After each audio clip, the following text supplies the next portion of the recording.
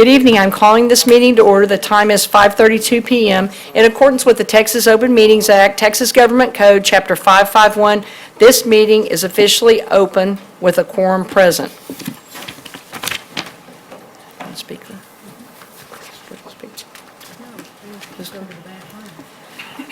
We will now recess for executive session in the board conference room for executive session as authorized by Chapter 551 of the Texas Government Code under Sections 551, 071, and 074.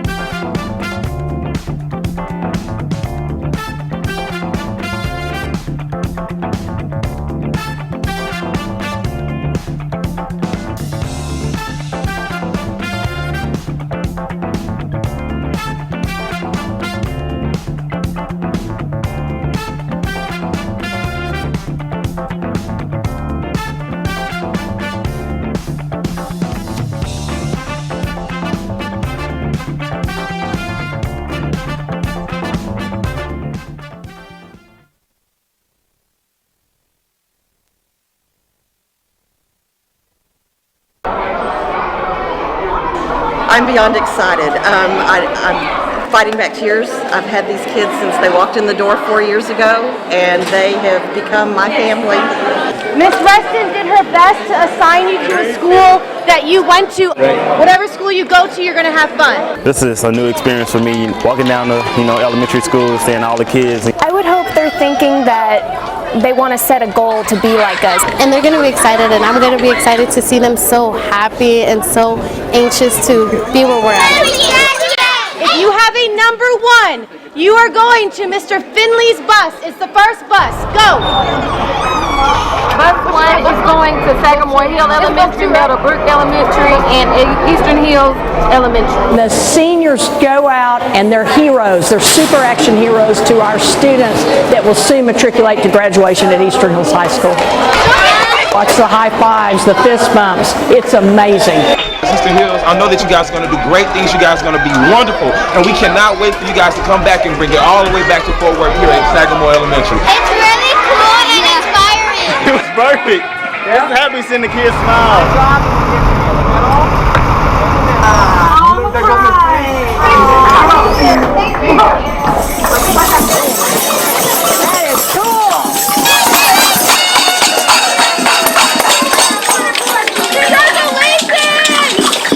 I think that they're going to have a happy life. Thank you, seniors. Great job. It's a real motivation for you to be here. Thank you. This is cool. I used to teach as a teacher assistant, and I used to help the kids, and I used to help the teachers. She was one of my teachers. So this is why you teach right here. This is why. Oh, it's amazing. Seeing a little kid smile makes graduating worth it. It's a trip down memory lane. It's the best day of the year.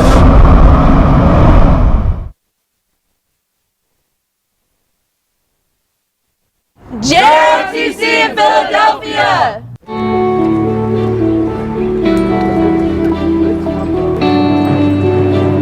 In the American Revolution, there was the militia, there was the Redcoats, there were French, there were also Native Americans, there was also slaves. There were more a part of our revolution than just what is put in the textbooks. July 4, 1776, Congress issues the Declaration of Independence. I've learned more about the American history, more about the lives of the people. People that did not physically fight in the war were just as equally impacted by the American Revolution. At last, the British surrender. Today was super fantastic, right? That was amazing stuff. You kind of opened your eyes to a lot of things. The entire day did. I know I got to come back. There's so much that I didn't know about the American Revolution, and there's so much more to learn. We, the people of the United States, in order to form a more perfect union, Now, during the Constitutional Convention, there was a lot of discussion about the executive branch. I really think it's a good idea to learn from history because you can learn from the past. First thing Congress did in 1789 while they're meeting in New York City is to craft 12 articles. It was kind of hard to believe that you were actually sitting in the building. Like you didn't think it was real, but you were literally sitting in these seats where they just made all these big decisions out of nowhere that started our country.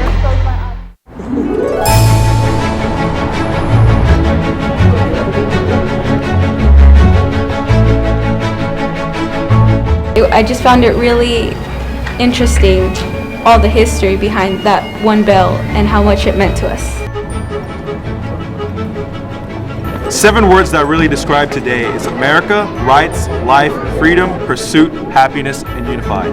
We the people do not make history, we are made by history. JOTC at Valley Forge! And on December 19, 1777, the Army moved to winter quarters and began building their camp. Setting up these 12,000 men on these lands, what they call military streets. For the men of the Army, building the huts was a welcome relief. Tools were scarce and timber had to be dragged to the hut site. Each one of these huts for the enlisted men would hold a squad, and that's about 12 men. Today I learned that Valley Forge was legit the birthplace of the Army, which was very interesting.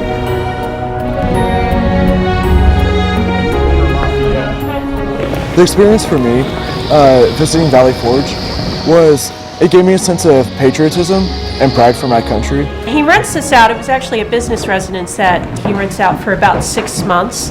And he has a rather large staff here, a military family that consists of about 20 to 25 people at any given time. So for that reason, he thought this was too confining as a headquarters for the Continental Army.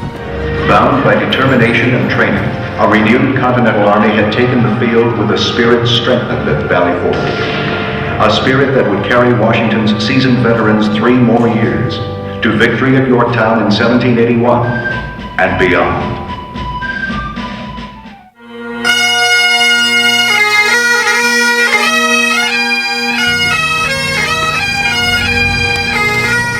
There are 4 military junior colleges in the nation, you might have heard.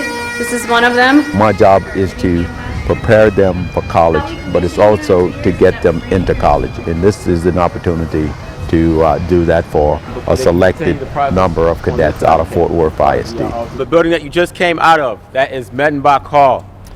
So Mettenbach Hall services our college admissions and our financial aid. In the next phase of your life, when you go on to college, choose a place that's going to challenge you. Choose a place that's going to keep you on your toes. Don't look for the easy out.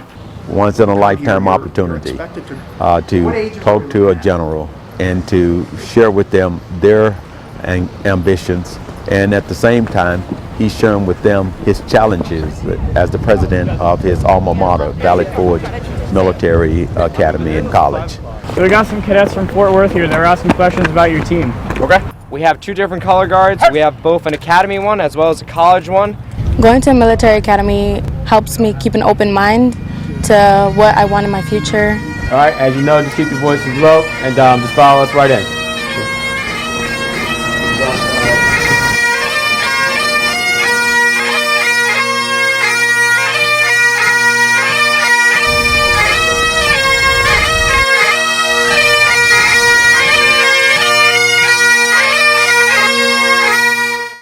JOTC in Gettysburg Battlefield!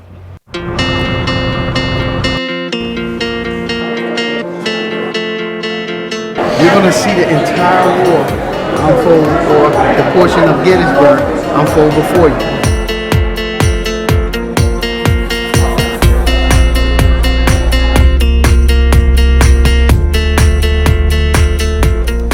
So Lincoln was elected, and he posed such a threat to the slave interest in the South that only 1 month later, they seceded. And they told Abraham Lincoln that he needed to get all of his soldiers out of Fort Sumter. And Abraham Lincoln said, I'm sorry, that's a U.S. military base. They're not going anywhere. They're protecting that harbor. Well, South Carolina opened fire, and this war began. So far it's been pretty interesting. The Battle of Gettysburg. lasted 3 days. Because I didn't really know a lot about what the citizens went through at Gettysburg. I would very much like to go up into the National Cemetery. I have haversacks in there, and inside these haversacks are different items a soldier would have carried, and we are trying to have them try to identify who would have carried that haversack by examining the contents of their haversack. It looks like we have possible Union soldier by the name of Payne from the 20th Massachusetts. We think he's an immigrant because he has an English grammar book. Pliny White, and what did you find in there? A ring. He was married. He would write letters. Yeah, he wrote a lot of letters. One thing we discover about these Civil War soldiers is they wrote home often. They were homesick.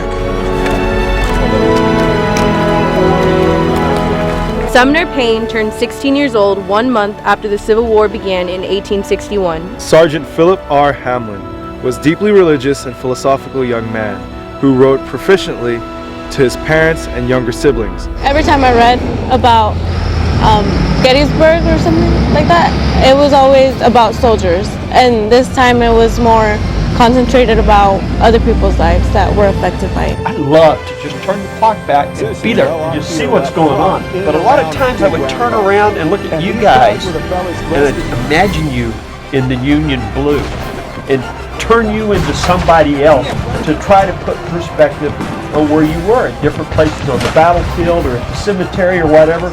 I was trying to really be there, really feel that experience.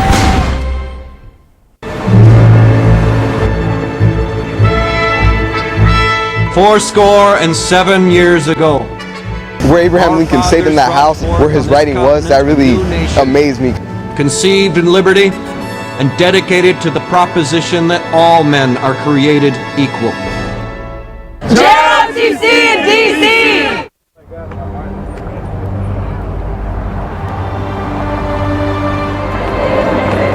The United States Holocaust Museum is a deeply moving experience for any human being that goes through it. And to walk through it today with our students was especially meaningful to me. I am amazed of how powerful and how this even happened, and no one really was there to stop it. And just thinking that kids our age went through this, it's very sad. Today we asked a lot of why.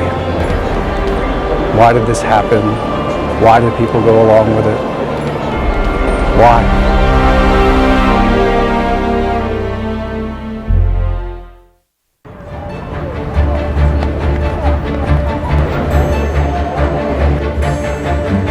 These people really fought for their freedom and liberty, and they made sure that that irony behind it disappeared and it was to be fully executed in American society. Harlem Hellfighters, and that was a very prestigious regiment back then for the African Americans, and I think that they were just heroes beyond heroes. It opened my eyes to how bad slavery and segregation was, but together we can make things better. I just feel privileged and just very honored, and I owe that all to them.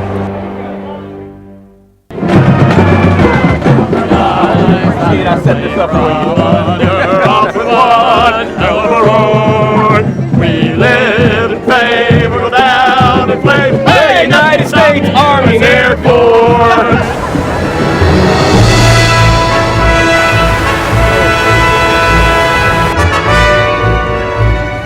Does anybody know how many Americans died in Vietnam? 58,000.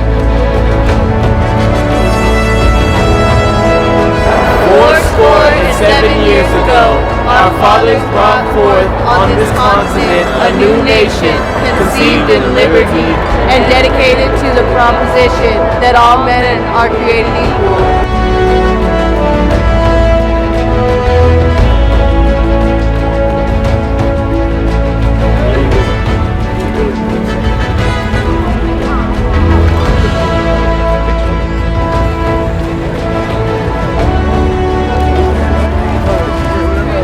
I see a big statue of Martin Luther King, and it's kind of interesting because he has like papers in his hand, so I'm kind of curious as to what that is. I think the paper could represent a speech or a sermon. I think it was a really nice experience. Never had anything like this before. It touched me.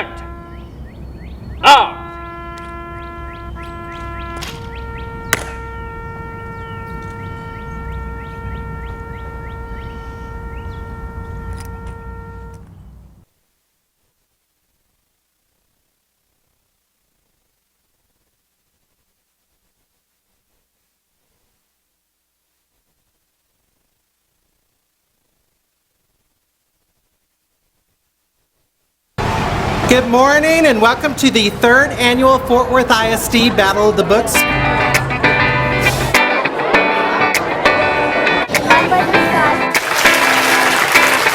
Teams will have 10 seconds to determine the answer. In which book does a general manager show that he is not afraid of change? And the correct answer is The Princess and the Warrior. To be on the teams, you have to read 8 books from a variety of genres. We have new books every year, lots of award winners, nonfiction and fiction. We are so proud of you. You rock. And the correct answer is teammates. We love students, for one thing, and we love that we are working with Fort Worth ISD and their students and reading, literacy. Our winner of the high school 2018 Battle of the Books competition from Spinbrook High School. This is for all students, and we encourage everybody to participate. Team Days of All Elementary, please remain standing. You will be going to sudden death against Westcliff Elementary. And the correct answer is, I survived the Nazi invasion 1944.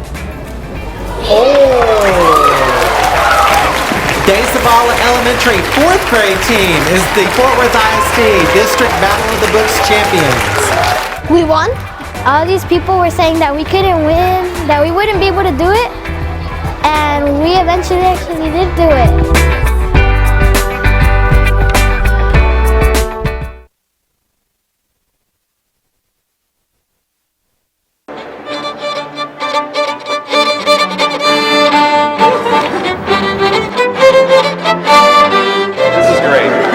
Welcome to the 2018 Fort Worth ISD District Teacher of the Year Awards dinner. And tonight we honor you, the 2018 District Teacher of the Year finalist. Thank you for setting the standard of excellence and believing that you can make a difference in a child's life. I also would love to gratefully acknowledge the generosity of HEB Central Market for underwriting not only the District Teacher of the Year Awards dinner, but also the $5,000 honorarium.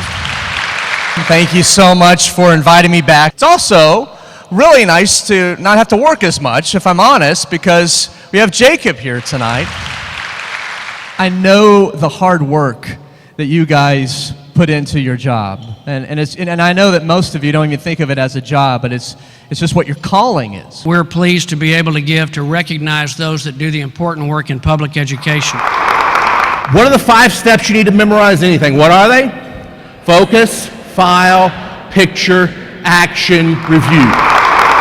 The 2018 Elementary District Teacher of the Year is Stacy Behringer from Western Hills Primary.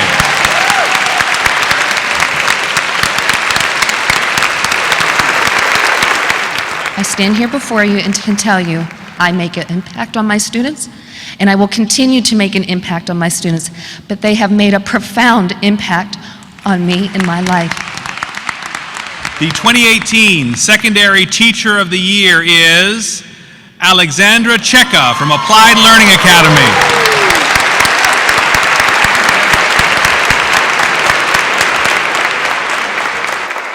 To be a teacher in this school district is to be the luckiest person in the world, because the kids that we have in Fort Worth, they make me proud. They should make all of us proud. Congratulations to all of our finalists. Thank you very much. Have a great evening.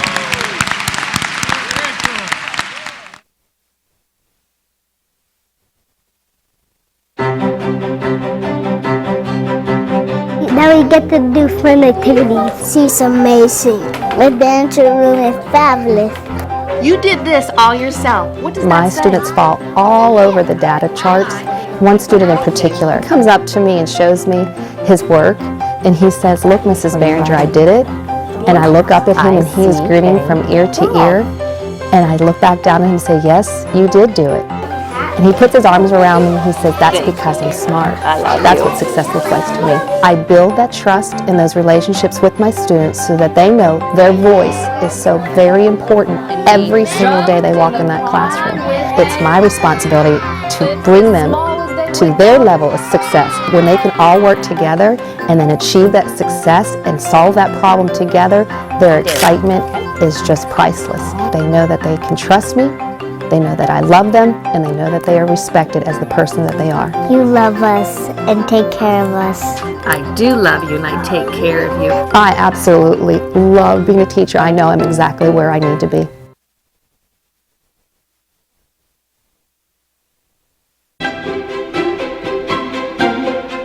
She's cool. She's both caring and thoughtful. Eccentric.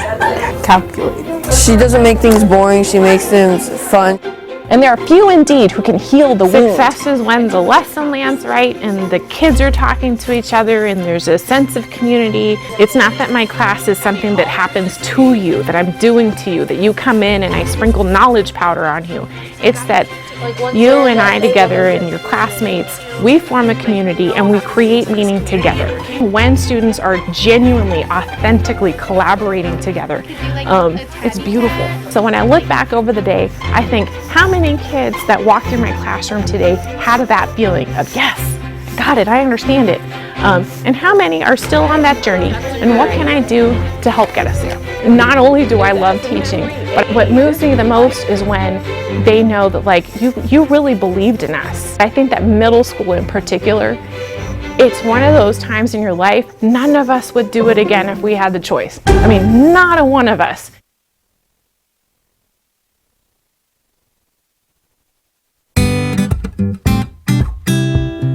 She'll tell you that don't just give up, you have to try. She really listens to us, helps us have a good heart. She's strict, but she's fair. Give me some other words. Children being engaged with their learning, participating with each other, communicating creatively, everyone taking ownership. That's what learning looks like in my classroom. So we're going to talk about Eleanor Roosevelt. I love being a teacher. This is my 28th year, and what brings me great joy is their sparkle in your eye, them deciding to say, oh, I am learning something. Oh, I now know something. Now I know concrete information. And then they can have their own commentaries about it. She gives us factual information every single time. It is exciting to see their learning. It is exciting to see them want more. There are times that they've asked, can we stay after school?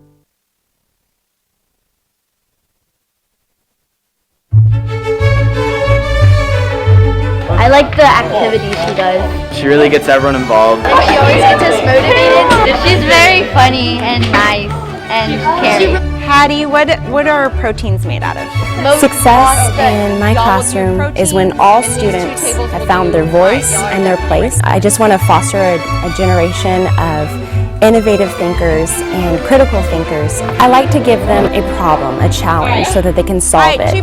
And sometimes at first when they look at that challenge, it seems daunting because they're like, we're just kids. When they can go from the mindset of this is hard to I love this, that resilience carries them so far. So is that positive or negative? I know that I've had a successful day when my students come back to me and they bring up different labs that we've done and different activities, and they tell me that they want to be a scientist. The sky is the limit for my students. To hear that they're getting into these amazing schools, I'm just in awe. I'm so proud of them. I really love teaching.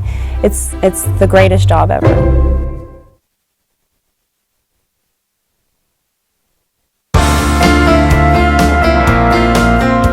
chill and like he's fun to talk to. He actually teaches us like if we were like in college. He just cares about everybody. Jose, we got nice. Oh yeah. Success is about growth. And so it's been a really fun and enjoyable experience watching my students grow. Everybody needs that extra push, and he's there to give it to us. In my AP Human Geography class, I asked the students to choose a system of government for a fictitious country. Very good. And it was great to walk around and observe them debating amongst themselves the pros and cons. Hey, we could use this system, but it's not going to be great for this. It was really great to see them take ownership of their learning. They became active learners. And one of them told me afterwards he really loved the assignment because he actually got to be involved more in the class. Remember that the kids are people and they live in the real world and they have real world problems, and sometimes my class is not the most important thing in the world. I tell my students this, even if I won the lottery, I would still want to come and be your teacher because I love doing it so much.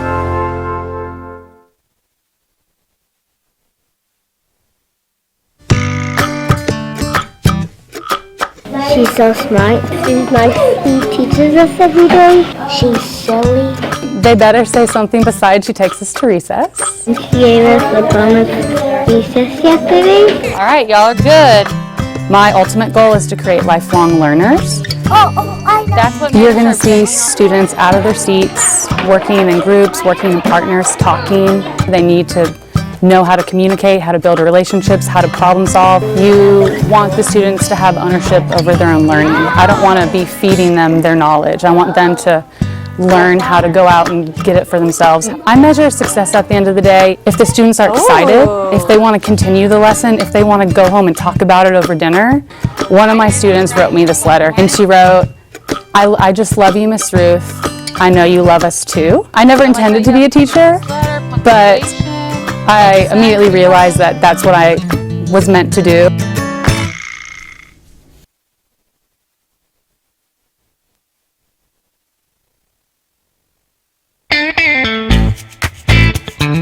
I think he's one of the best teachers I've ever had. I know that he's dedicated to his job. You can just see how much he loves his job. He's just a good teacher. He jazzes it up. This is the business cycles dance. Success in an ideal day for a teacher is not actually even that everything is going swimmingly. Peak, recession, trough. It's a collection of good moments.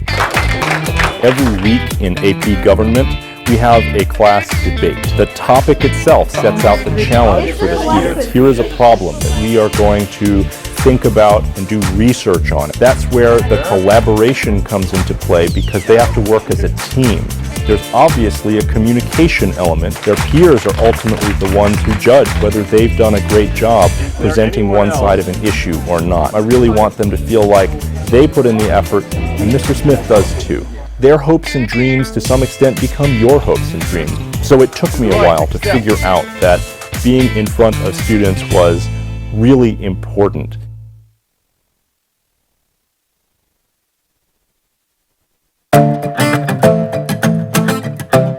She's very kind. She helps us find books. She helps us read. She reads books that I like. That is a good book. Success in my classroom, which is the library, is every student, regardless of level or even language skill, is involved and interested in what is going on. Kids come in and check out while I'm doing lessons, and lessons are either reading out loud or doing research skills with older students. I love being a school librarian because I get to influence these children. I take a lot of interest in them and I talk to them. Their lives are interesting to me. I don't talk down to them. Awesome. I do things that are fun. I get to expand their horizons, and that is a lifetime thing. And that's a pretty awesome responsibility. Okay, so try it here. I love it. I would not do anything else.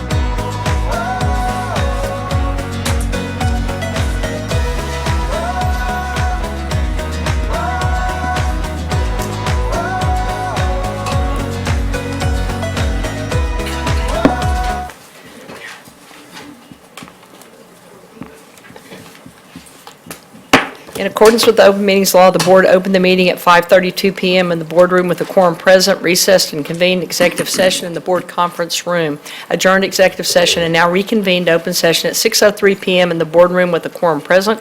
We are on 5 action items. Do I have a motion for our personnel appointments, Mr. Robbins? Yes, I move to approve the personnel appointments as discussed in executive session.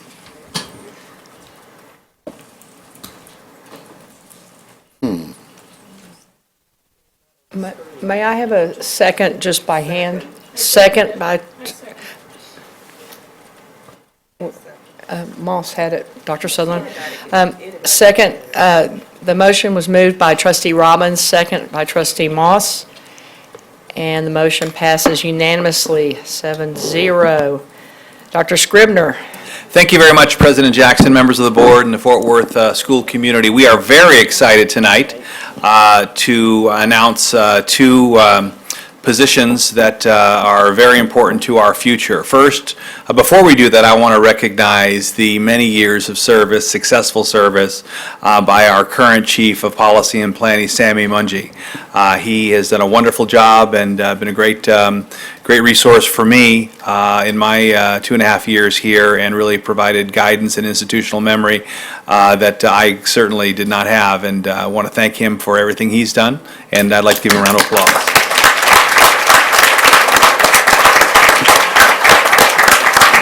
With Sammy's retirement, you'll remember that about a month ago I reassigned Chief Karen Molinar from Chief of Elementary Education to the Chief of Policy and Planning, creating a vacancy.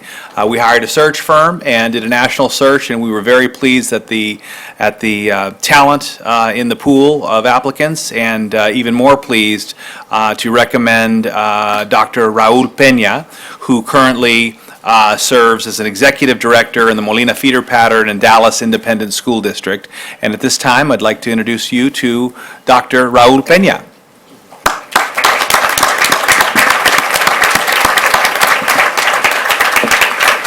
And if you could introduce your guests. Yeah, well, first of all, Board of Trustees and Dr. Scribner, thank you for the opportunity to serve the full ISD families and students. And with me here today, I have my significant other, Misty, and my extended family, Reverend and Mr. and Mrs. James Green. And we have little man Chasen over here, and we have Chad Green here. So Great. They're here joining me with support. So I'm looking forward to continue the success here in Fort Worth. Thank you, and welcome to Fort Worth ISD. Great, thank you.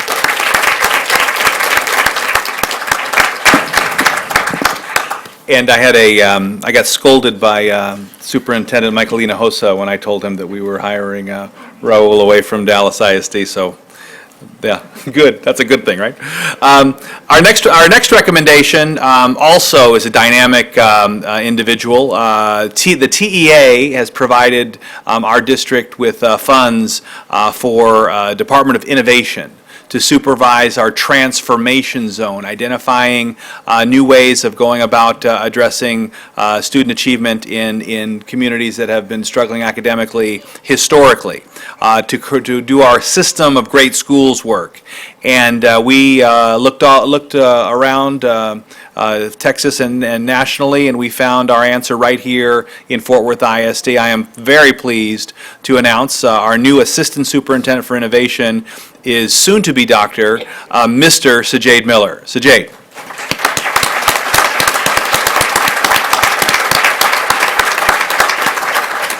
And if you could introduce your guests as well. My oldest son Jackson, my mother-in-law, mother, my grandmother, and a host of aunts and uncles. Great. So we will have some work to do moving forward in filling existing vacancies, and we'll be updating the board on that process here shortly. But thank you very much. We're excited about these 2 appointments. Moving on to number 6, public comment. We have one speaker this evening. We'll hear public comment. Let me remind you that because of restrictions by the Texas Open Meetings Act, board members may not engage in a verbal exchange about a subject that has not been posted. We will listen and take notes, but the board is prohibited from responding to any inquiries made during a board meeting on any topic not posted on the agenda. However, the board may reply with 1, a statement of factual information given in response to the inquiry, 2, recitation of existing policy in response to the inquiry, or 3, direct the person to visit with staff about the issue. While the board listens to concerns of a general nature and issues of common and individual concern, the board will not hear complaints about specific individual employees or public officers during the public comment session. Speakers shall refrain from mentioning names of individual employees or public officers during their comments. Any employee, parent, or other member of the public is asked to comply with the appropriate grievance policy to have a complaint heard pursuant to the applicable board policy. In accordance with board policy BED local, speakers shall have a 3-minute time limit, and we ask that you please observe this rule. Our only speaker is Willette Powell. Welcome, Ms. Powell. My concern is my son, Garrett Ransom. He's an 8th grader at Wedgwood Middle School, and he has issues. He's 504, and he is dyslexic and ADHD. He takes Vyvanse, which is a controlled substance, and he is having some difficulties in school. It's a battle that I have been fighting for some years, and I have worked with the district, to his schooling, to try to get the help that he needs. And I have not been able to get the help that he needs, which in turn gives him issues as far as learning, as far as behavior, and just being able to succeed in school. In the core beliefs and the strategic goals, the standard of practices says one of our one and only agenda is the improvement of all students' learning and development, not just those in the district we have been elected to represent. My son, he's in the 8th grade, reading on the 4th to 5th grade level. And I have a problem with that. It's not right and it's not fair, and I work for the district. And so I know the one purpose and I know the community feedback, but I'm not getting any success. And my goal is to get him to college just the same as I did my first 2, which I also had struggles with the district as far as racial equality. And I know it's still an issue with the district because we have a whole committee that deals with it, the Racial Equality Committee. And Ms. Sandra Parks, she says, students learn less when they sense teacher hostility. I believe that. My son is dealing with those type of issues. And I would like for the district to address some of those issues. The reason why I'm coming before the board now is because the school is not willing to work with me on an honest basis. I have moments where he's out of order, but then I'm hearing other things and told not to tell that they were told to me. So it's like I'm on both sides of the fence. And my main goal is to get my son what he needs because he has a right to learn. Thank you for your time. Thank you.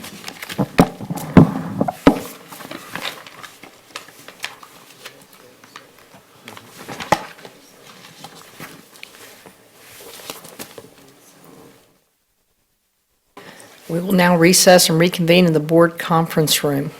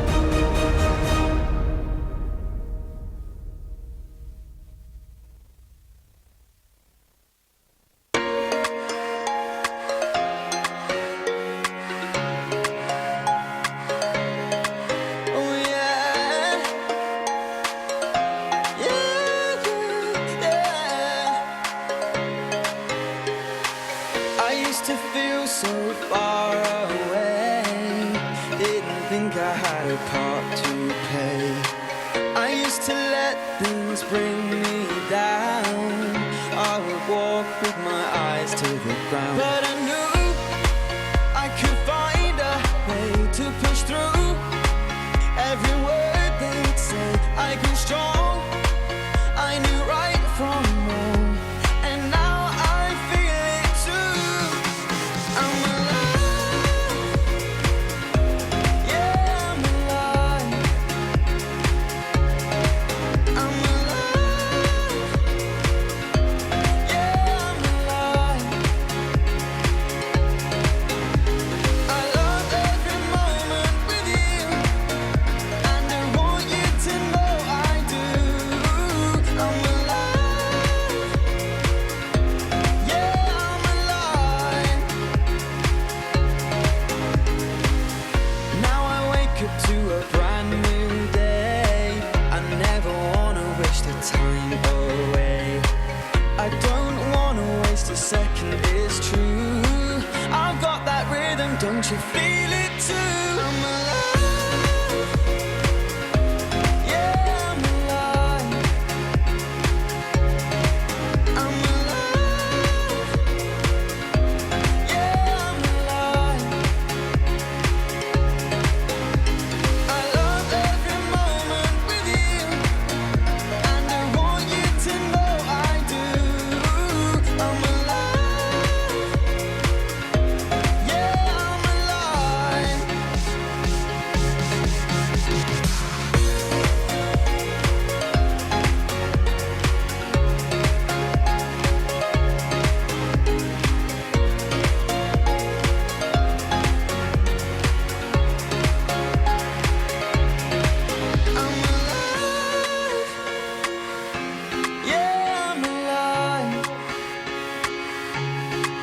I'm alive,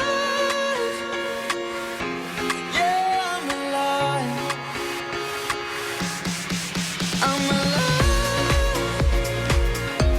yeah, I'm alive. I'm alive, yeah, I'm alive. I'm alive, yeah, I'm alive. I love every moment with you, and I want you to know I do. I'm alive, yeah, I'm alive.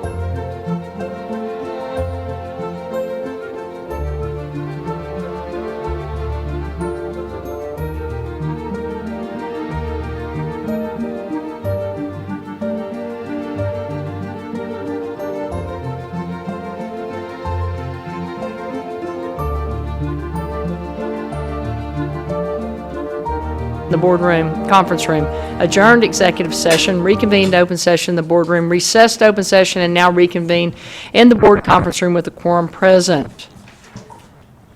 Ms. Shiro, are you ready to begin your budget discussion? Yes, President Jackson, I am. And so we will get started, and good evening to everyone. All right, this is going to be our 7th meeting that we have discussed the 18-19 budget either at workshops or at board meetings. And so the majority of the information that you've seen tonight, you've seen before. And so I'm going to go ahead and try to condense down what we're going to be talking about this evening as to the final budget that I look to adopt on the 26th of June. So I want to go back to this time frame last year. And what's important to note here is that our demographic company, Templeton, basically provided us information that which we budgeted on about 598 additional students for this current school year that we're in, we just finished. However, after October snapshot, that changed, and actually we had a reduction of 1,194 students. And so what that is in the next slide is you're going to see a variance, a budgeted variance of enrollment down by 1,792 students. And we budgeted for that increase. And however, you're going to see that when we look at the estimated state aid, as a result of that, our revenue was reduced by over almost $14 million. And basically, that's made up of three components: the loss of enrollment, the loss of ADA and weighted ADA, and also we had increased property values and increased tax collections, which then results in reduction in state aid. So our budgeted revenue was down by over almost $14 million. And this last school year, we budgeted for approximately 176.5 FTEs. With that said, despite our loss in enrollment, there are several positive factors that occurred in the 17-18 school year. One was the TRE. We had a 2-cent swap, which resulted in little under $24 million in additional state aid and local revenue. Mrs. Needham, there's a PowerPoint in the back, if you'd like to. Yes, ma'am. I was looking at page 453 and Yeah. page 20. Sorry. Thank you, Sorry. And so when we're looking at the 17-18 budget, the positive things is that we've had additional revenue in the form of TRE. That brought in $24 million additional dollars in revenue. However, we've only spent approximately $6 million in projects. So that's a positive $17 million variance. We were not able to complete $23 million of projects in less than 6 months because we didn't realize that we would receive the money until November. And so that's positive. And then we have been spending conservatively, and I've looked at expenditures at about 96% this year. And so that means at the end of June 30th of this coming school year, I perceive our deficit to be an actual deficit of just a little under $5 million. That will bring our ending fund balance to about $185 million. And then, as we have discussed previously, you have to subtract the budgeted deficit to get unassigned fund balance. And based upon a couple of scenarios that you will see shortly, at year end next year, we should have at least 2.3 months of monthly expenditures and fund balance. And this revenue is based upon 77,974 students in average daily attendance, and our property values at $35 billion. Now, looking at this again, I'm going to call your attention to this last column, and our demographers now indicate that we'll be down approximately 398 students in the 18-19 school year. So we've used that enrollment and that ADA to project our revenue for this school year. And so we should have new Templeton numbers in a couple of weeks, and hopefully maybe before the budget adoption on the 26th of June. If not, we're going to be utilizing their numbers and their projections as provided. So we've seen that. Fortunately, we have taxable property values up by almost 8% to $38 billion. Our Our enrollment's going to be approximately 85,836, with our ADA at 77,614. And I look at our MAC, or federal revenue, it's, we're going to have a little more in charge, a little less in indirect costs, and so our federal revenue will be similar as in the current school year. And so this is our revenue by fund. And of course, we created a fund, the attendance fund that we talked about, and hopefully by the next time we get together, we'll have some results of that. But you're going to see that in Fund 198, which is the TRE, we're going to have revenue of just under $24 million. We're going to have $731 million in Fund 199. And so our total revenue for 18-19 is at $755 million. Now, there's been some discussion over the percentage of the district's budget that goes to campuses and that goes to departments. And so I wanted to give you an apple-to-apple comparison by looking at 3 years of budgeted appropriations. And what you're going to see that over the last 3 years, it's consistent that we have been spending over 88, almost now 87.15% at the campuses, while our departmental expenditures and appropriations have declined almost by 2%, from 13% in 16-17 to just over 11% in 18-19. So you're seeing a increase in the expenditures to the campuses and a decrease of the departmental appropriations as well. Wanted to point out that we're very proud of our administrative cost ratio. We are judged by TEA in our first report to ensure that our administrative costs are below a threshold amount. That threshold amount is 11.05%. And I'm proud to say that with a 5-year analysis in 17-18, which is our latest PEIMS, we're at 5.74% in our administrative cost ratio. So that indicates that our costs in relationship to the standard is very, very low. Now, we've seen this again, and so we will go over this a little at a time. But again, we have now included, and have still included, 41.5 FTEs for program growth, and supplies and materials of approximately 1.6 million. We've added 54 FTEs in the form of dyslexia and special ed in the sum of over $3 million. In this line, we're going to be looking at the salary increase at 1.5%, that's 9.6 million, and at 2%, it's 12.8 million.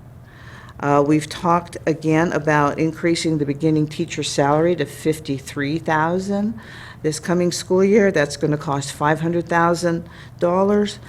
We believe very highly in our substitute incentive. And so that's going to be the tune of about $600,000 this coming school year. This is the second year of our leadership academies. It's been very successful, and I'm sure that we'll be reporting some of those great results in the near future, and that's going to be a little over $4 million to continue the stipends at those academies. We've talked about the necessity of looking at our compensation manual and understanding that it is a long tenured document that has evolved over time. There's a lot of compression in certain job classes. We've talked about the importance of hiring quality leadership, principals and APs, and we've also talked about looking at the teacher assistants. So we're going to be spending over $1 million to see how we can go ahead and fix the compression in those two pay grades, and I think that's money well spent. We've talked about the carry forward POs on numerous occasions over the years. We're going to carry forward at least $8 million in carry forward POs. This board has been approving TRE purchases now for the last 3 or 4 months. It gives Mr. Kavasis and his team the ability to enter the purchase orders and get supplies and materials and contracts going, but of course that work's not going to be done until after July 1. So we've got to roll those purchases, and I've got to have a budget for those. And finally, we're going to look at our attendance incentive. We set aside another $1 million for next year, $500,000 for the first semester, $500,000 for the second semester, and at this time next year, or fairly close to it, we're going to evaluate whether or not that has been successful or how we can improve it. I think I never want to abandon this because, you know, chronic absenteeism means that we don't have kids attending school, and it's not about ADA, it's about having kids in school, and that's very important to all of us. We've talked again about the leveling at secondary. We have looked now, there's currently 140 FTEs in teachers and 7 assistant principals at the secondary level, and that has a savings of almost a little under $10 million. And then we have additional departmental cuts this year in the form of just a little over $7.4 million. And so with that said, we're looking at either a $34.5 million deficit for a 1.5% pay increase, or $37.7 million deficit if in fact we go with a 2% pay increase. With that said, I'm going to go to the next slide to kind of show you the where our fund balance would be in either event next year. What you're going to see in this slide is that with this deficit this year, we would have a ending fund balance of approximately $150 million. So we would have to be very careful next year in our adoption of a deficit budget. I have looked at, even if we would commit to a $20 million deficit, then we're getting close to breaking into that 2-month requirement of unassigned fund balance of 2 months of operating expenses. And so with that said, the next budget season is going to be one that we're going to have to kind of roll up our sleeves and dig a little deeper into the budget. I am required by law to provide this board with a budget by function. And this is a budget by function with a 1.5% salary increase. And this is a budget by function if in fact we incorporate a 2% salary increase. And so it gives us the line items. Yes, ma'am.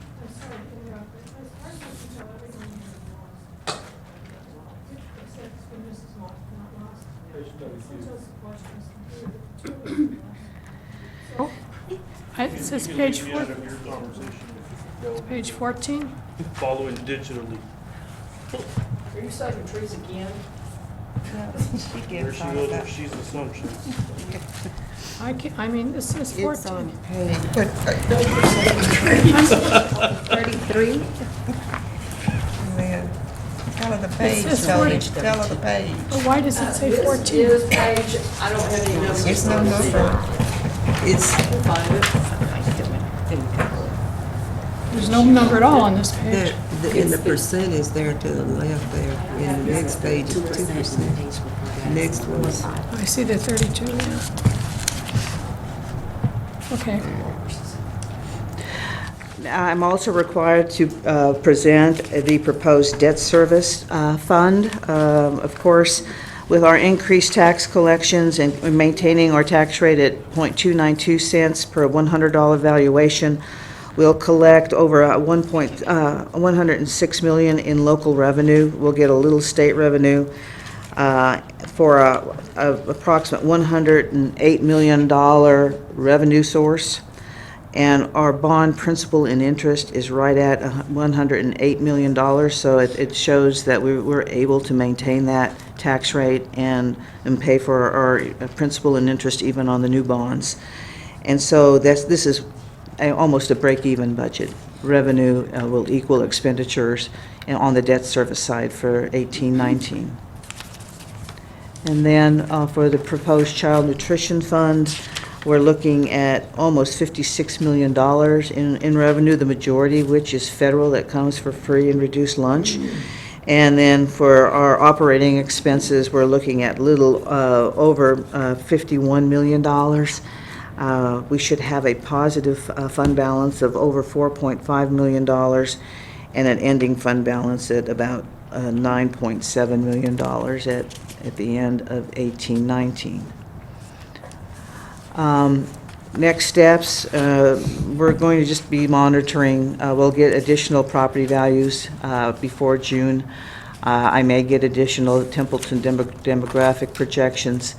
I'm getting ready to post the notice in the newspaper. It's required by law that I post the notice that we're going to adopt a budget on the 26th of June. That's going to go in the newspaper in accordance to the law with the time that's required. And then I propose to give a final budget, a very brief overview this coming Tuesday, the 12th, and then we'll be ready to go to adopt the budget on the 26th. So I will take some questions, but the direction that I will be required to go with tonight is finalizing the proposal between a 1.5% salary increase and a 2% salary increase. So at this point, I will take your questions. I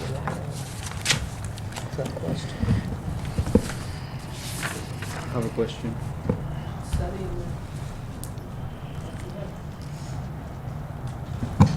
Mine's going to take a while. I, of course, have comments rather than questions. But I do have one question for you, which is, what is the latest number of reductions in secondary staffing? Last thing we got was 153, I believe. So what is it today? Currently, it's 140 teachers and 7 assistant principals. So 149. 147. Sorry. I'm going to do this as quickly as I possibly can, but in my opinion, it is extremely important, and I would appreciate it if people would try to follow. There's a few extras. There's not enough for everybody in the audience, but there's quite a few.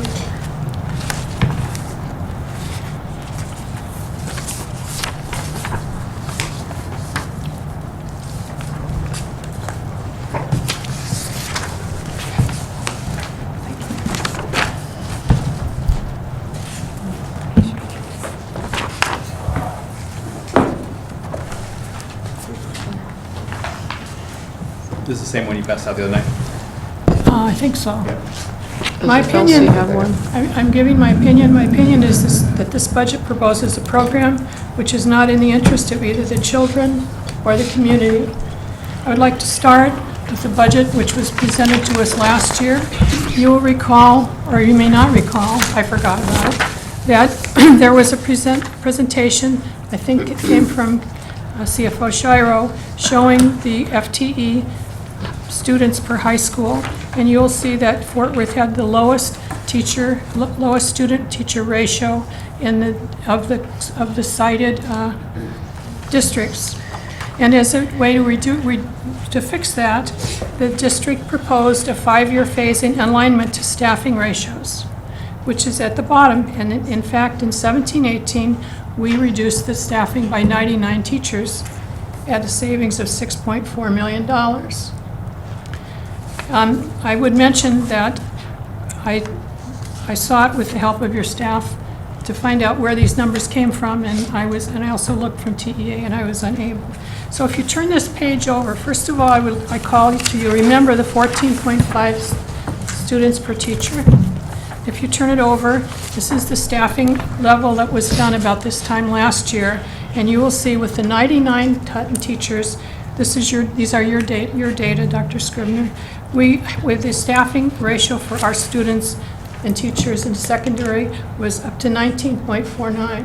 So basically, this number, which I'm not sure I believe, says that we started, this is the data that was presented to this board, was started at 14.5. we reduced 99 teachers, and somehow it jumped up to 19.5, okay? But that's only the first year. They proposed, if you go back to the first, that they proposed to do this the next 4 years in addition, to bring the staffing ratio up to 25 to 1. Now, may I point out to you, there's no one in this list that's anywhere near 25 to 1. I actually spent 3 separate phone calls with the lady at TEA whose job it is to do this stuff, and she can't find these numbers, okay? These are the only numbers I have, so as far as I know. So what we have now is a situation where our staffing is higher than any other reported district by a lot. It was during this year, and it's going up more next year. So what's happening? We're losing students in the elementary. I think it's 700 or 800. I'm not positive, but something like that. But there was no cuts to be commensurate with the cuts, with the reduction in course. So basically, we gave, this budget proposes to give the elementary teachers and schools in this district an additional 22 teachers if you use the same basis as last year. At the same time, they cut 149 slots for secondary schools. The middle schools have more students, they get cut. The high schools have almost exactly the same number, they get cut, okay? One other thing which I think is really interesting, we've mentioned boutique schools. You might not believe this, but based upon the money that goes only to the classroom, CFO Shiro and I have a different basis on our analyses. This is school-controlled money. They spend $30,000 a student, while the average school in the district spends $6,800. The new STEM VPA is scheduled to spend $20,000 per student, almost $21,000. I don't have this published. I could send it out. Basically, these boutique schools are so expensive that if they staffed them at the same rate as the other schools, we would have 129 more teachers. In fact, we'd have 129 teachers plus the 37 that the 22 that we're getting from the elementary because we didn't do it.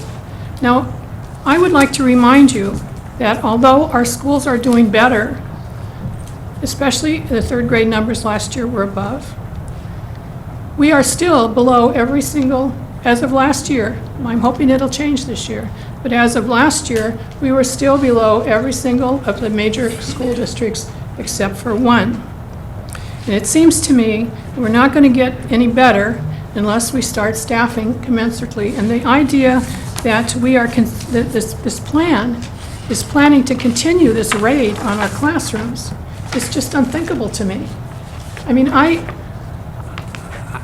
am at a loss for words to even describe what I think this is.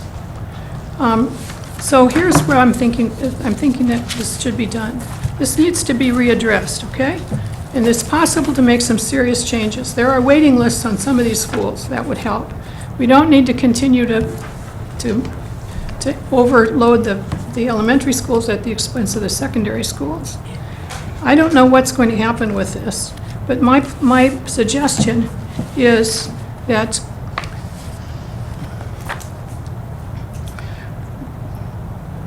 we figure out how to put these teachers back in the classroom. I mean, I am ready to go out in public and tell people to start quitting coming to school, teachers. That's how ridiculous it is to me that we are even contemplating such a thing. And the idea that we're already, again, using this chart that I handed out to you, we're already way above any other district. Way, way, way above, okay? And we're thinking about continuing this. So the first thing that has to happen is there has to be a declaration, either by the board or by the management, that this is not going to continue. I mean, this is crazy. And second of all, there has to be a declaration of intent to rectify this to the extent possible. I just found out that we have actually, while we were cutting the 99 teachers last year, we added 12 people to the central office. I mean, I've had tussles with our staff constantly about just exactly who's in the central office and who's actually paid in the central office and work in the schools, which is why I like the numbers that are controlled there. But this is a very serious thing. So I'm hoping that when we get to the 12th or the 19th, that we will have some very serious changes in this budget. I look forward to cooperation from staff. I tell you that I will not vote for this budget, or if it is anything like it, and I have colleagues who also feel the same way. And so there's going to be a big problem if there's not some movement. I don't know what you're supposed to do to fix it. It should never have been brought up this way. But at a very minimum, there has to be a commitment to stop raiding the secondary classrooms. This is crazy. These are your numbers. I didn't make up these numbers. They're your numbers. Every number here on these sheets have been coming from the numbers, the data that we've been getting from you last year and this year. So this is all I have to say, but I am in despair over this situation. I will tell you candidly, it is the worst budget I have ever seen in my entire professional life, and that is really saying something, because I have been in big fights over budgets before. Thank you. And I thank you so much for your patience in listening. I want to comment. Trustee Nuevanos. Thank you, Dr. Sutherland. You can go on. On the launch, the 9.7, is that money coming back to the district for any child nutrition services? So on the school lunch budget, is that what you're asking me, Yes. Mr. Luavanis? On the All right, yes, the thing is in the child nutrition fund, you know, and the way we have it set up, it is possible for us to have a fund balance in there. And what we do with that fund balance is a couple of things. Is we need some cash flow. That means we're on a reimbursement method from the U.S. Department of Ed, and so we've got to pay all of the supplies, materials, food costs, and labor. And so we need some cash flow, so that's why we have a fund balance. In addition, we utilize any reserve funds to go back to the campuses in the form of improvements. That is kitchen equipment and those kind of things that are allowed by the Texas Department of Agriculture. And so with that, we try to find a happy balance where we ensure that we have some reserve left in that fund. And so over the past years, we've used over $5-6 million just to do in the 2013 bond substantial work at campuses utilizing fund balance out of child nutrition services.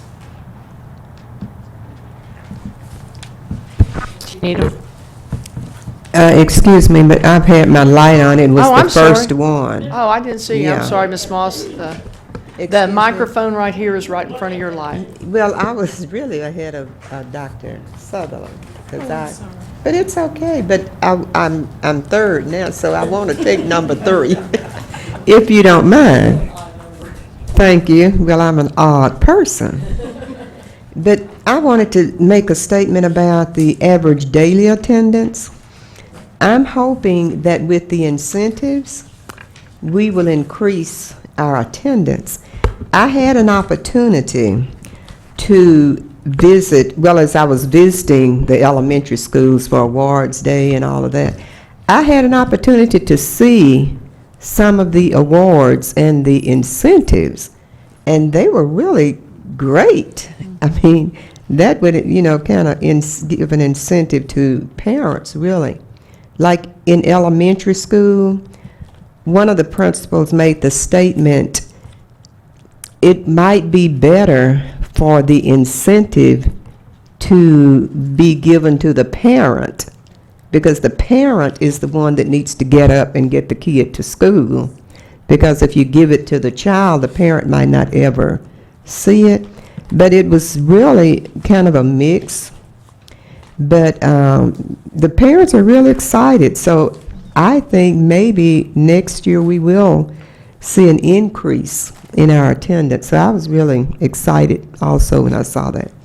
But I have a question for Dr. Sutherland. Are you saying that we have more staffing in the elementary where we don't need it, and we have less in the middle school? Is that what you're saying? We are taking away from the middle schools? We have less enrollment in our elementary schools, but we have the same number of people. And so basically, it enriches the staffing for the elementary schools at the cost of the secondary schools. And so if... Well, do you think think it's my answer because is of yes. the 5 academies? Do you think it's No, it's because not because of the... more staffing? It's because of the choices that the district has made in budgeting. That's what this thing is all about. So how many IR schools do we have in elementary, and how many do we have in middle school? In middle school, we have 28, and high school's 14, and IR schools. IR they're schools. all elementary.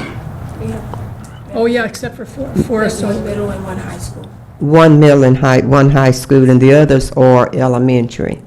And so I'm hoping that we do place more of the dollars where the need, and we keep talking, we talked about equity. But I think this is a matter of administrators making sure that those schools that need the staffing get whatever staffing they need, so we will not have all of these IR schools. And that's my thinking. And you mentioned that some other board members were not satisfied, but I would encourage the other board members to ask questions so that they will understand the budget. But for a board member to vote against a budget just because you vote against it, I don't think that would be really fair to administration that works so hard with the budget. But I just think any board member here has an opportunity to ask questions so that they will get an understanding. But to me, I'm going to say something if I have questions. Thank you, Trustee Moss. Trustee Needham? Thank you for the presentation. All the numbers in the update.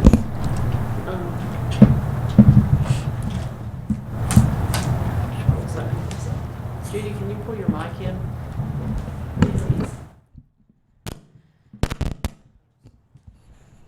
I've totally forgotten. I was listening to Ms. Moss, and I've totally forgotten what I was going to ask.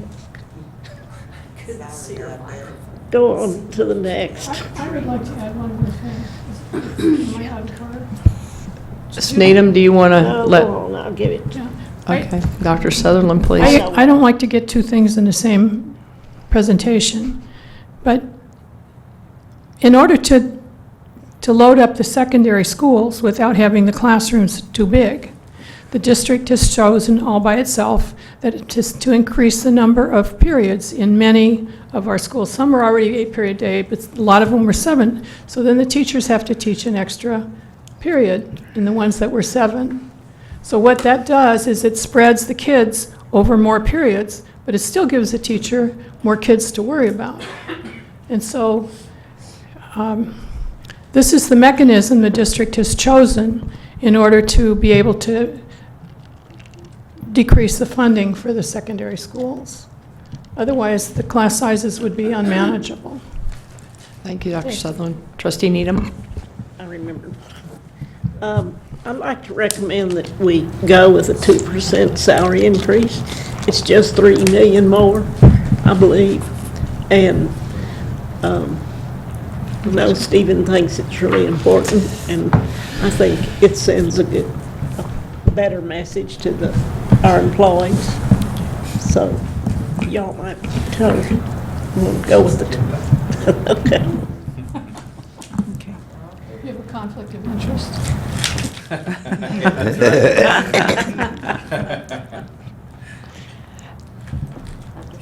Okay. Dr. Sims. Dr. Sims? Well, I had a couple of things, and one was to let's seriously think about the 2% raise for employees. And number 2 was the funds that we have left from food services. And one of my concerns is, if we have all this money, why can't we make the food better? I mean, that's just common sense to me. We have money, and with the money, why can't we make the food better? And I've asked questions in a number of different places. And there are a lot of things that nobody have been able to explain to me or make me understand.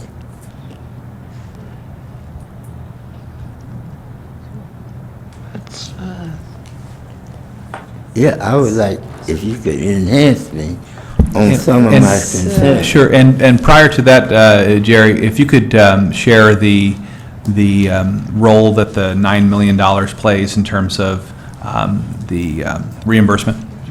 I heard that from Mrs. Shallow. I mean, I did. Yes, sir. And as I've asked in your presence, Mr. Moore, about what happens to an employee if he gets hurt. Mm-hmm. And I've talked with some of the vendors. They don't have answers, so maybe you can give me some answers on that. Yes, sir. So to begin with, I think Ms. Shiro did a good job of explaining the $9 million in fund balance. We do run approximately a month and a half behind reimbursements, so a large portion of that funding is needed to pay labor costs, food costs, reimbursement costs that we get from federal reimbursement dollars for meals.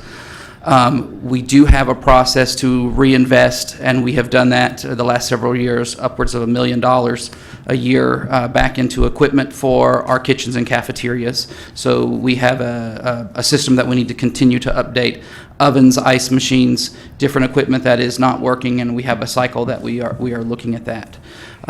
Dr. Sims, in reference to your question, employees that are Fort Worth ISD employees, whether they be in the kitchen or where they would be, if one of those employees would be hurt on the job, they would go through our workman's compensation here. If I remember correctly from the information we received back from the board when we did our presentation on May 8th, it was clear that this board was interested in maintaining staff in our kitchens at our campuses as Fort Worth ISD employees, regardless of which decision we move forward with on how to improve child nutrition services. Dr. Sims, I've been given some questions that I have been working on responding to this board. I have some answers for this board that I'll be glad to share, and I can leave those with you today. We have more information to come, working on that to get back to you the end of this week, so that we can answer some questions that we've had out there from the time that we did our presentation. But the answer is all three options that we presented are a way to improve the food that we're providing to the students in Fort Worth ISD. I will get you that information so you can look at some responses there, so that if they lead to any more questions, we'll be glad to answer that further also. Okay, and council is saying that we need to stay within the constraints of the budget for this discussion. Well, isn't this part of the budget? I believe it's part of the budget. $9 million is part of the budget. I believe when we speak about the... I'm sorry?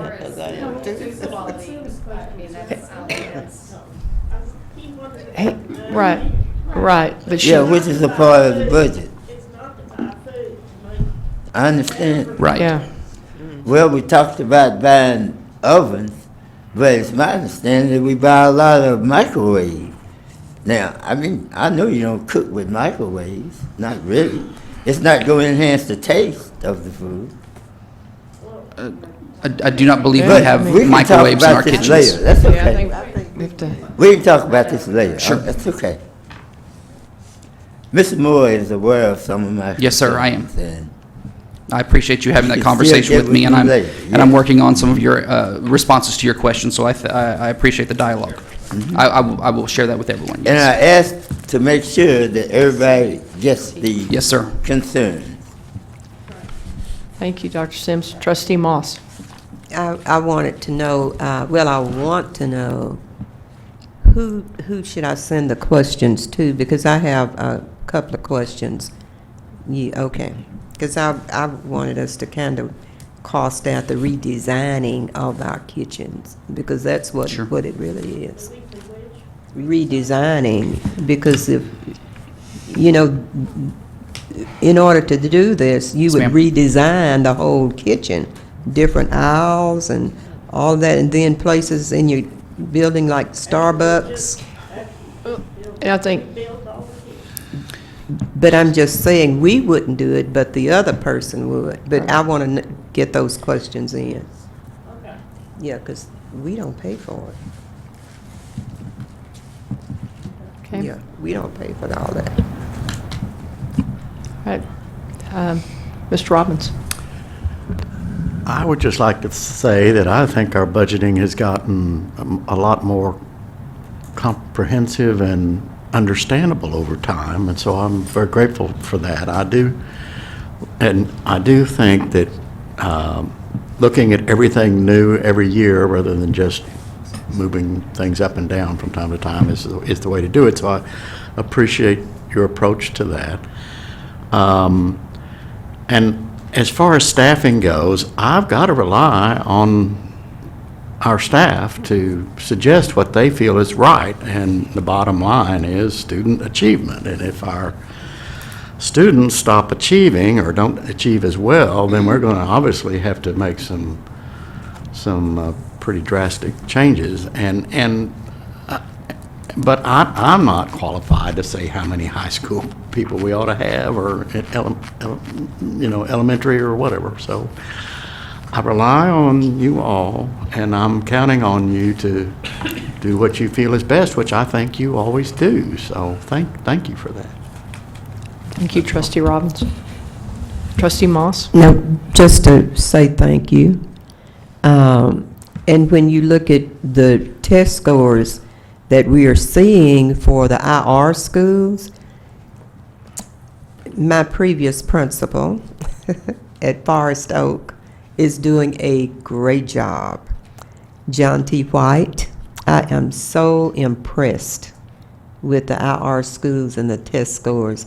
Lord Jesus, the 3rd and 4th grade, please help.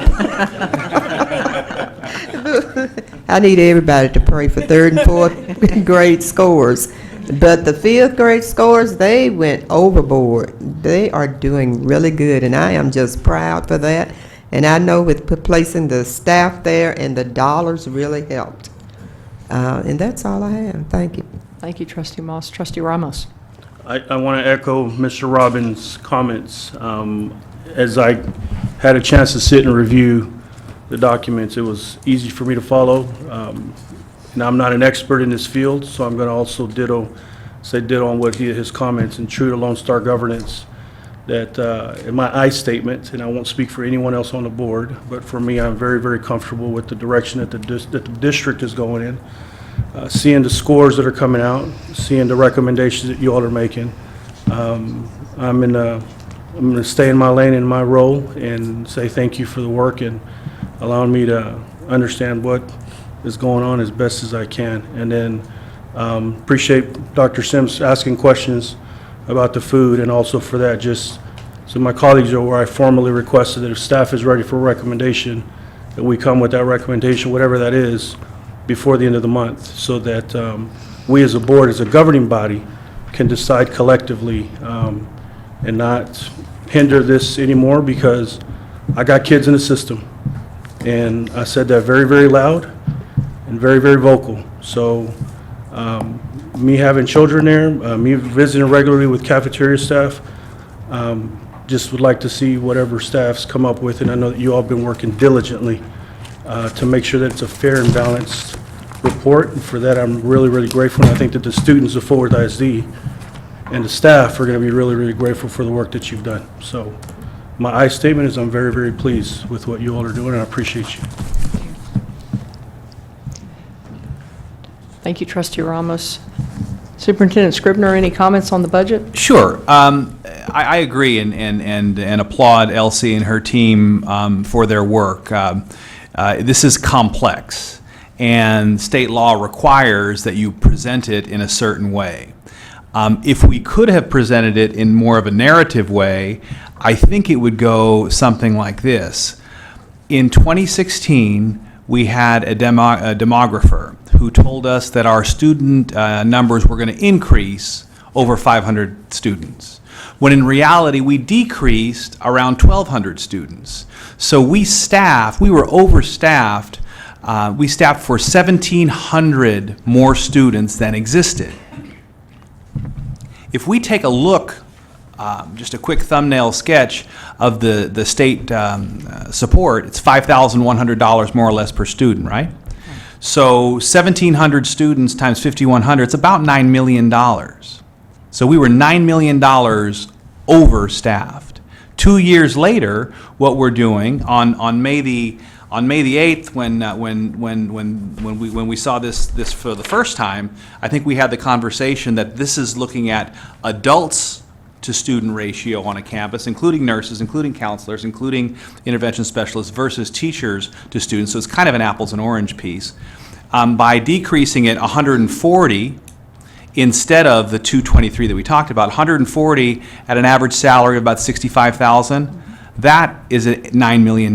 So we are $9 million over. We're right-sizing the organization. And we're not the only large urban district that's seeing decreases in student enrollment. Houston's down 1,900 students. Dallas down over 1,000.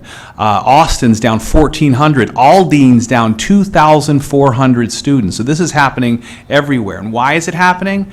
It's happening because, yes, there was a decrease in the birth rate. Right after and I'm going to share all of these with the board, I have a couple more documents that I think are important too. In 2006, in Fort Worth ISD boundaries, there were 9,500 births, 9,593 babies born in Fort Worth ISD boundary. In 2012, those students are now kindergartners. That number went from 9,500 down to 8,600. So that's why our kindergarten students, our numbers are decreasing. It's happening in kindergarten, and next year they're first graders, and then the following year they're second graders. So that is what's happening. What we don't want to become, we have to make this. They're right. This is an ugly budget. It's tough because we have to shrink. We have to be responsible. Because if we're not responsible, some of our partner districts in other parts of the state, unfortunately, El Paso, on the day before the end of school, officials with the El Paso ISD announced that they are considering school closures. So in the dark of night, with very little chance of public input, move to school, they're having to close schools to balance their budget because they didn't eat their vegetables the previous year. They didn't take their medicine. So what we're doing here is we're right-sizing it. I think one of the explanations on the elementary side is that the TEA requires a 22-to-1 ratio, kindergarten through fourth grade, and our updated numbers, no, this is truthful. This is fact. Our updated numbers are actually going to indicate, with those changes in secondary staffing, that we are still around 18-to-1 total. I'll share that. So that's just that would be the narrative that I would have accompanied your slides with. And that concludes my remarks. Okay, Ms. Shiro, are you complete? Yes, I do have, the direction of the board. I will be presenting a budget with a 2% salary increase on this coming Tuesday by function. So in readiness for the June 26th board meeting. So I appreciate that input, and I thank you. Thank you, and thank you so much for all the hard work of you and your staff. Is Ms. Boswell gone? I just want to Yes, ask. her last day was last Friday. You look pretty good to be down 2 people. But you are walking your walk and talking your talk. And on that, any comments by board members? Seeing none, we are adjourned.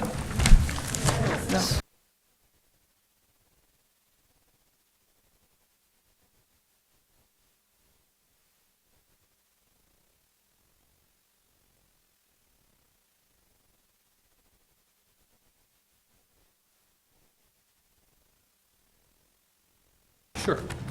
Yeah. Okay, is that okay? Am I okay with that, council? Okay. All right, cool. Now we're adjourned.